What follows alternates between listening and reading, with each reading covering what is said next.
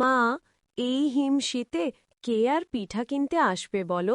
দেখছ না, চারপাশ একদম চুপচাপ, রাস্তায় কোনো লোকজন নেই। সবাই তো এতক্ষণে কম্বলের নিচে ঢুকে ঘুমাচ্ছে। তুই যাদের দেখছিস না, তারা সবাই ঘুমাচ্ছে এমন না মা। কারো ঘরে চুলা জ্বলে না, কারো বুকের ভেতর শীত বেশি। এই শেষ রাতেই মানুষ গরম কিছু খুঁজে বের হয়। কিন্তু মা, আমরা তো অনেকক্ষণ ধরে বসে আছি, একটা লোকও এখনো আসেনি। পিঠাগুলো ঠান্ডা হয়ে যাচ্ছে। মাঝে মাঝে মনে হয় আজ বুঝি ভুল পড়লাম বসে থেকে। শেষ রাত মানেই ধৈর্যের পরীক্ষা মা। এই সময় মানুষ আগে চুপ থাকে, তারপর ধীরে ধীরে বের হয়। আমি বহু বছর ধরে দেখেছি, শেষ রাত কখনো একা থাকে না। তোমার তো অভ্যাস আছে মা, আমার কিন্তু হাত পা জমে যাচ্ছে। এই ঠান্ডায় বসে থাকা যে এত কষ্টের, আগে বুঝিনি। তবুও তোমাকে কিছু বলতে দেখি না। কষ্টটা শরীরের মা, মনের না। যখন জানিস এই কষ্টে কারো রাত একটু ভালো হবে, তখন আর খারাপ লাগে না। এই আগুনের পাশে বসে আমি অনেক রাত কাটিয়েছি। মা, ধরো আজ কেউই না এলো, তাহলে কি হবে? এই পিঠাগুলো তো আর কাল থাকবে না, তখন কি তোমার মন খারাপ হবে না? হবে মা, মন খারাপ হবেই। কিন্তু তার চেয়েও খারাপ হয় যদি আশা ছেড়ে দিই। শেষ রাত মানেই শেষ সুযোগ।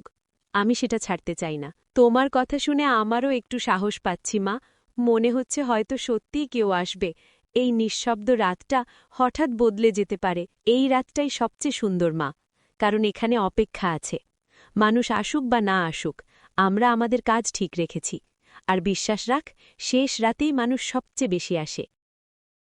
মালতী আপা, এত রাতে এখনো দোকান খোলা দেখে থামতে হলো। চারপাশে এমন নীরবতা, মনে হচ্ছিল সবাই বুঝি ঘুমিয়ে পড়েছে। এই ঠান্ডায় আপনারা কিভাবে বসে আছেন? এই শেষ রাতেই তো মানুষ বেশি আসে করিম। দিনের বেলায় যা সময় থাকে না, রাতে সে গরম কিছু খুঁজে বেড়ায়। আর বসে থাকার অভ্যাস হয়ে গেছে ভাই, এটাই তো জীবন। সত্যি বলতে কি আপা, ঘরে বসে আর থাকতে পারিনি। শীতটা আজ ভেতর পর্যন্ত ঢুকে গেছে। আপনার পিঠের গন্ধ দূর থেকেই আমাকে টেনে আনল। এই গন্ধটাই আমাদের ভরসা করিম। অনেক রাত এমন গেছে, শুধু এই গন্ধেই মানুষ এসে দাঁড়িয়েছে। শেষ রাতে এই পিঠার স্বাদ আলাদা লাগে, তাই না? লাগে আপা, খুব লাগে। এমন গরম পিঠে খেলে মনে হয় শীতটা একটু কমে যায়। আর আপনার হাতের পিঠায় একটা ঘরের স্বাদ আছে। ঘরের স্বাদটাই রাখতে চাই ভাই। বাজারের মতো বানালে তো সবাই বানাতে পারে। আমি চাই খেয়ে মানুষ একটু শান্তি পাক। আপনার এই শেষ রাতের ধৈর্যটা আমি সত্যিই মানি আপা। অনেকে তো আগেই দোকান তুলে নিত, কিন্তু আপনি এখনও আশায় বসে আছেন। আশা ছাড়া গরিবের আর কি আছে বলুন? এই শেষ রাতেই অনেক সময় সবচেয়ে ভালো বিক্রি হয়। মানুষ যখন একা লাগে, তখনই তো পিঠার কথা মনে পড়ে। আজ এখানে বসে পিঠে খেতে খেতে মনে হচ্ছে এই দোকানটা শুধু খাওয়ার জায়গা না, এটা যেন শেষ রাতের মানুষদের আশ্রয়। এই কথাটাই সবচেয়ে বড় পাওয়া করিম। পিঠা কম বিক্রি হলেও যদি কেউ এমন কথা বলে যায়, তাহলেই বুঝি শেষ রাতটা বৃথা যায়নি। মালতী, এত ঠান্ডায় এখনো বসে আছিস দেখে অবাক লাগছে। আমার তো ঘরেই কম্বল জড়িয়ে বসেও শীত কাটছে না। তোর এই ধৈর্যটা কই থেকে আসে বলতো? ধৈর্য না থাকলেই জীবন চলে ভাবি। এই শেষ রাতটাই তো আমাদের ভরসা। মানুষ যখন ঘুমাতে পারে না, তখনই এখানে আসে। সত্যি বলতে কি, তোর দোকানের আলোটা দেখেই বাইরে এলাম। চারপাশ এত চুপচাপ যে বুকটা ভারী হয়ে যাচ্ছিল। ভাবলাম একটু কথা বললে মনটা হালকা হবে। এই জন্যেই তো আমি বসে থাকি ভাবি। পিঠা বিক্রি হোক বা না হোক, মানুষ আসে কথা বলতে। শেষ রাতে একা লাগলে এই আগুনটাই সঙ্গী হয়। মাঝে মাঝে মনে হয় এই রাতগুলোই আসল জীবন। দিনের বেলা এত কোলাহল, কিন্তু কেউ কারো কথা শোনে না। এই চুপচাপ রাতেই মানুষ নিজের কথা বলে। তুই ঠিকই বলছিস ভাবি। এই আগুনের পাশে কত মানুষের দুঃখ কথা শুনেছি। পিঠের সাথে সাথে মনটাও গরম হয়। তোর মেয়েটাকে দেখে ভালো লাগে মালতী। এত ছোট, তবু এই ঠান্ডায় তোর পাশে বসে আছে। সব মেয়ে এমন সাহসী হয় না। এই রাতগুলোই ওকে বড় করছে ভাবি। কষ্ট না দেখলে মানুষের দাম বোঝা যায় না। আমি চাই ও যেন শক্ত হয়ে বড় হয়। আজ এখানে বসে বুঝছি, তোর দোকানটা শুধু পিঠার না, এটা যেন আশেপাশের সবার একটা ভরসার জায়গা। শেষ রাতে এই আলোটা না থাকলে কেমন ফাঁকা লাগত। এই কথাটাই শুনে মনে হয় বসে থাকাটা সার্থক ভাবি।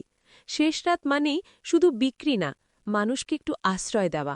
এই আশাটুকুই আমাকে প্রতিদিন আবার বসতে শক্তি দেয়। মালতী, একটু ঘুমাতে গিয়েছিলাম কিন্তু চোখে ঘুম এলো না। ভাবলাম একবার এসে দেখি তোরা এখনো বসে আছিস কিনা। এই ঠান্ডায় এতক্ষণ থাকা যে কত কষ্টের সেটা আমি জানি। বসতেই তো হবে বাবা, শেষ রাতটা এখনো বাকি। মানুষ এই সময়েই বেশি আসে, সেটা তুমি তো জানো। আর তোমাকে পাশে দেখলে কষ্টটাও কম লাগে। চুলার আগুনটা ঠিক আছে তো? এই বাতাসে আগুন ঠিক রাখা সহজ না। তোর ছোটবেলা থেকেই দেখছি তুই আগুনের কাছেই বড় হয়েছিস। এই আগুনই তো আমাকে শিখিয়েছে বাবা, কষ্টে কিভাবে টিকে থাকতে হয় সেটাও এখান থেকেই। তোমাদের পাশে পেয়ে সাহসটা পেয়েছিলাম। মাঝে মাঝে মনে হয় তোর ওপর বেশি বোঝা চাপিয়ে দিলাম। অন্য মেয়েরা যেখানে ঘুমায় তুই সেখানে শেষ রাত জাগিস। এই ভাবনাটাই বাবার বুক ভারী করে। বোঝা না বাবা, এটাকেই আমি আমার দায়িত্ব ভাবি। এই দোকানটাই তো আমাদের সংসার চালায়। তুমি আর মা যা শিখিয়েছ সেটাই করছি। এই শেষ রাতগুলো কিন্তু মানুষকে আলাদা করে তোলে। যে টিকে থাকে সে অনেক কিছু শিখে যায়। তুই যে এখনো হাল ছাড়িসনি সেটাই আমার গর্ব। তোমার মুখে এই কথা শুনলেই সব কষ্ট ভুলে যাই বাবা। শেষ রাত যতই কঠিন হোক আমি বসে থাকব, কারণ জানি তোমরা আমার পাশে আছো। আমি একটু চেয়ারে বসি, তোর সাথে এই রাতটা কাটাই। ঘুম আর আসবে না বোধহয়। শেষ রাতের আগুনটা আজ আবার আমাকে জাগিয়ে দিল। বসো বাবা এই আগুনের কাছে। শেষ রাত সবাইকে এক করে দেয়। আজ এই রাতটা আমাদের পরিবারের গল্প হয়ে থাকবে। শোনো মালতীর মা, অনেক হয়েছে আজ। তুমি আর মেয়েটা সারা রাত জেগে বসে আছো। এবার মেয়েটাকে নিয়ে ঘরে যাও, গিয়ে একটু ঘুমিয়ে নাও। এখনও তো রাত শেষ হয়নি। এই সময়ে মানুষ আসে জানোই তো। তোমাকে একা বসিয়ে রেখে গেলে মনটা মানবে না। মন মানুক আর না মানুক, শরীর তো আর কথা শোনে না। মেয়েটার চোখ দুটো দেখেছ, ক্লান্তিতে লাল হয়ে গেছে। এবার আমার পালা। আজকের বাকি কাজ আমি করব। তুমি তো একটু আগেই ঘুমিয়ে উঠলে। এই ঠান্ডায় আবার বসতে পারবে তো? তোমার শরীরও তো আগের মতো নেই। শরীর গেলে যাক, দায়িত্বটা তো আমার। মেয়েটা যতক্ষণ বসেছিল তার দায় আমারও। আজ আমি বসলে তোমরা অন্তত শান্তিতে ঘুমোতে পারবে। মেয়েটা ছোটবেলা থেকেই কষ্ট দেখছে। আজ যদিও ঘুমায়, বুকটা একটু হালকা হবে। তোমার কথা শুনলেও নিশ্চয়ই যাবে। এই শেষ রাতগুলো আমাদের অনেক কিছু শিখিয়েছে। কখন থামতে হয়, কখন দায়িত্ব বদলাতে হয়। আজ আমি থাকব, কাল আবার তোমরা থাকবে। তাহলে আমি ওকে ডেকে নেই। চুলাটা ভালো করে দেখে নিও। আর ঠান্ডা লাগলে আগুনের কাছে বসবে। চিন্তা করো না, এই আগুনের সাথেই তো আমার জীবন কেটেছে। তোমরা গিয়ে শুয়ে পড়ো। শেষ রাতটা আজ আমি সামলাব। আচ্ছা তাহলে চলি। আল্লাহ ভরসা, শেষ রাতটা যেন ভালো কাটে। এই সংসারটা যে তোমার এই কথাগুলোর ওপরই টিকে আছে। মা, কখন যে দুপুর হয়ে গেল টেরই পাইনি। ঘুম ভাঙতেই বাবার কথা মনে পড়ছে। এতক্ষণ ধরে একা দোকানে কাজ করছে না তো? হ্যাঁ রে মা, তোর বাবা অনেকক্ষণ ধরেই একা বসে আছে।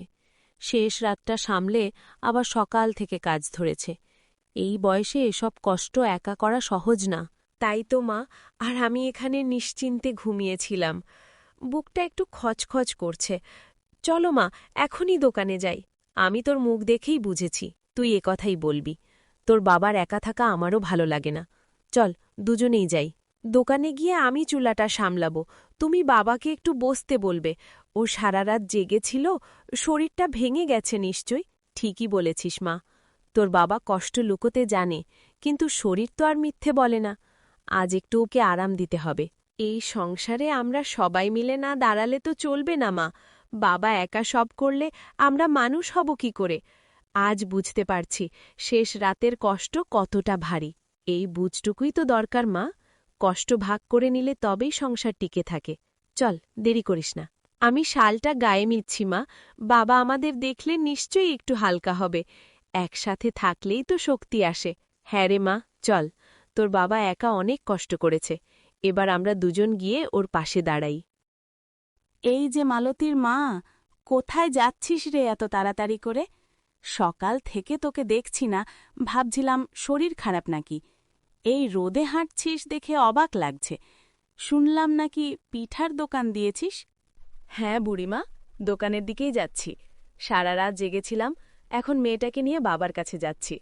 ও একা অনেকক্ষণ ধরে কাজ করছে। একা একা এত কষ্ট করলে মনটা মানে না। তা খুব ভালো করেছিস রে মা। এই দুনিয়ায় নিজের সংসারের জন্য খাটলে লজ্জার কিছু নাই। মানুষ কি বলল সেটা বড় কথা না। তুই যেটা করছিস সেটা সাহসের কাজ। কথা তো ঠিকই বলছো বুড়িমা। তবু মাঝে মধ্যে মনটা কেঁপে ওঠে। মেয়েটাকে ছোট থেকেই এত কষ্টে ফেলছি ভেবে বুকটা ভারী হয়, কিন্তু উপায়ও তো নেই। উপায় যে নেই সেটাই তো জীবন রে মা। আমাদের সময়েও কত কষ্ট করেছি, কেউ তো জিজ্ঞেস করেনি। কষ্ট মানুষকে ভাঙে না, ঠিকমতো নিলে মানুষ বানায়। তোর মেয়েটা সেটা শিখছে। এই কথাটাই আমি চাই বুড়িমা, ও যেন কষ্ট দেখে শক্ত হয়, ভেঙে না পড়ে। আমি চাই একদিনও নিজের পায়ে দাঁড়াক, আমাদের মতো সারা রাত জেগে না কাটাতে হয়। আল্লাহ তোর মনের কথাই কবুল করবেন রে মা। যে মা নিজের কষ্ট ভুলে সন্তানের কথা ভাবে, তার দোয়া বৃথা যায় না। তোর ঘরে যে মায়া আছে সেটা দূর থেকেই বোঝা যায়। এই মায়াই তোদের বাঁচিয়ে রাখবে। তোমার মুখে এই আশীর্বাদ শুনলে মনটা শক্ত হয় বুড়িমা। এই রাস্তায় হাঁটতে হাঁটতে অনেক চিন্তা মাথায় আসে, কিন্তু এমন কথা শুনলে সব হালকা লাগে। তখন আবার সামনে হাঁটার সাহস পাই। যা রে মা, দেরি করিস না। তোর লোকটা একা বসে আছে শুনে মনটা খারাপ লাগছে। সবাই মিলে থাকলেই তো সংসার টিকে, শেষ রাতের কষ্ট একা নেওয়ার জন্য না। ঠিকই বলেছ বুড়িমা, এই কথাগুলো নিয়েই আমি দোকানে যাচ্ছি। তোমার দোয়া মাথায় নিয়েই পথ চলব। আল্লাহ ভরসা, সব ঠিক হবে। ভাই, একটা কথা বলবো, যদি কিছু মনে না করেন। আমি 2 দিন ধরে কিছু খাইনি, পেটে খুব জ্বালা ধরেছে, মাথাটাও ঘুরছে। কাজ খুঁজতে খুঁজতে এখানে এসে দাঁড়ালাম, কিন্তু আমার কাছে 1 টাকাও নেই। আরে ভাই, এমন করে বলতে হচ্ছে কেন? দোকানে এসেছ মানেই তুমি অতিথি। টাকার কথা এখন বাদ দাও। এভাবে দাঁড়িয়ে কথা বলছো দেখে বুঝছি অবস্থা ভালো না। আগে বসো, তারপর কথা হবে। না ভাই, বসতেও লজ্জা লাগছে। এতদিন কাউকে কিছু চাইনি, আজ পেটের জ্বালায় বাধ্য হয়েছি। ভাবলাম যদি একটু বাকি দেন, পরে কোনোদিন শোধ করে দেব। বাকি কেন ভাই? তুমি কোনো অপরাধ করছো না। খিদে লাগা মানুষের সবচেয়ে বড় সত্য। এখানে টাকা আগে না, মানুষ আগে। তুমি এমনি খাও। আপনার এই কথাটা শুনে বুকটা কেঁপে উঠল ভাই। অনেক জায়গায় গিয়েছি, সবাই তাড়িয়ে দিয়েছে, কেউ ঠিকমতো কথাও বলেনি। আজ মনে হচ্ছে মানুষ এখনও আছে। এই দয়া আমি কোনোদিন ভুলব না। ভুলে যাওয়ার কিছু নেই ভাই। আজ তুমি খাবে, কাল অন্য কেউ খাবে। জীবন এমনই, কখনো নিচে কখনো ওপরে। আমি নিজেও অনেকদিন খালি পেটে বসে থেকেছি, তাই তোমার কষ্টটা বুঝি। আমি গ্রাম ছেড়ে কাজের খোঁজে বের হয়েছিলাম, ভাবিনি এভাবে রাস্তায় রাস্তায় ঘুরতে হবে। 2 দিন না খেয়ে শরীরটা একেবারে ভেঙে গেছে। আপনার দোকানের আলোটা দেখে থেমেছি। আল্লাহ আপনাকে ভালো রাখুক ভাই। আলোটা শুধু দোকানের না ভাই, এটা মানুষের জন্য রাখা। পেট ভরে খাও, তারপর বিশ্রাম নাও। দুপুরে এমনিতেই দোকান ফাঁকা থাকে। তোমার আশাটাই আজকে সবচেয়ে দরকারি কাজ। আমি আজ পিঠে খেয়ে বেঁচে গেলাম ভাই। শুধু খাওয়াই না, আপনার কথাগুলোও শক্তি দিল। এখন মনে হচ্ছে আবার দাঁড়াতে পারব। কোনোদিন সুযোগ হলে এই ঋণ শোধ করব, মানুষ হিসেবে, টাকায় না। ঋণের কথা তুলো না ভাই, তুমি ভালো থাকলেই সেটাই শোধ। আজ খেয়ে যাও, কাল নতুন করে শুরু করো। এই পৃথিবীতে একটু দয়া থাকলেই অনেক দূর যাওয়া যায়। আর মনে রেখো, একা কেউ না,